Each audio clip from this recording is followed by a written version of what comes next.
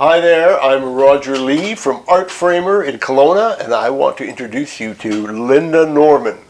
So what advice would you give to someone starting out? I guess in your medium as a painter. Yeah. As a watercolor artist? Well, as I mentioned, buy the best you can afford. Right. In terms of paint. And I suppose paper. that if, again, your affordability, you got to juggle, am I going to get 12 colors in a spectrum, or you can start with maybe 4 or 5 even. You can probably even start with 3. With a simple palette, yeah. With the right palette, and then mix from there, Yeah. which is another whole, Mixing, right. the whole thing in itself is mixing the Scientific colors. study, that's something Right, to I learn. mean, you'll be able to tell the difference of a painting painted by something straight out of the tube, Yeah. compared to something that's been painted with something, through mixed colors, and my palette itself is shades, filthy. Yeah. It has all different kinds of bits of color, and I call it palette dirt, and that's what I use often for shading and shadows and things where I want a bit of a darker color, and because it's made up of colors that I'm using. Yeah. You know? So basically a painting will consist of maybe 3 or 4 colors. Right, essentially. You don't want to use every color in the So crayon maybe box. that's part of your advice. Start out simple with a simple array of colors and start experimenting with the mixing and learn how to get what you want, get a spectrum of colors from that. I think first of all you want to determine what it is you want to paint. Yes. You know? Do you want to paint abstract? Do you want to paint scenes? Do you want to paint portraiture? Dogs, cats. Exactly. So then you'll build your palette around that, starting small. Yeah. Learn your color wheel. Learn that, if you mix yellow and purple together, you won't get a beautiful pansy, in effect, if you've done it in the wrong order. Yeah. Of having the moisture on the paper, you'll get a brown, dead thistle looking thing. So. Do you have to learn the designated names of colors? Because there can be a variation there that makes a mixing different with each one, right? Yeah. So each color has so many variations. Yeah. There's and studying that a little bit is maybe important. Yeah. For me, true primary colors essential, or is there a type of blue and a type of red that are better?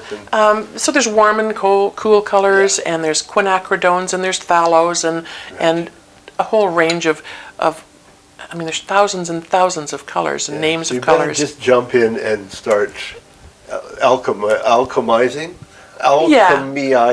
I would say, if you're buying your paints from alchematizing. That's it. That's the word. That's the word.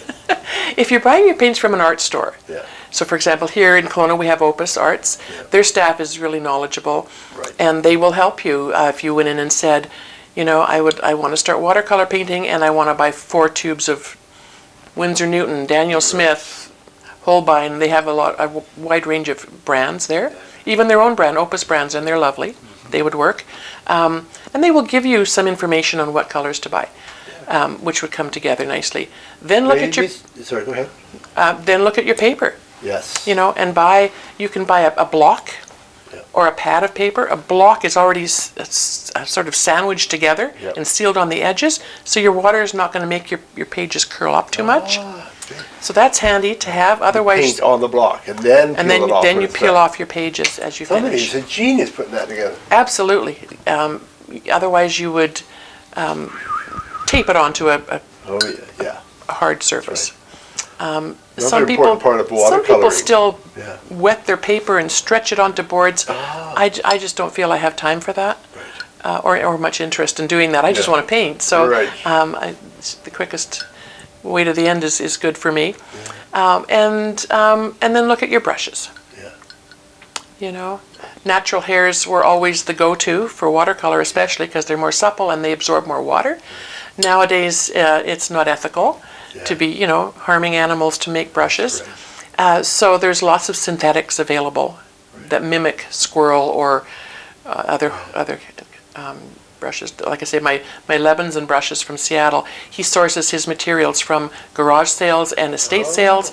He'll take old fur coats and taxidermy pieces and create Yeah. brushes and old furniture and make the handles, bamboo. Oh. You know, room dividers make beautiful handles for paint brushes. Imagination's the limit when Absolutely. when thinking of art. Yeah. So, but I guess my first advice is just start. Just start.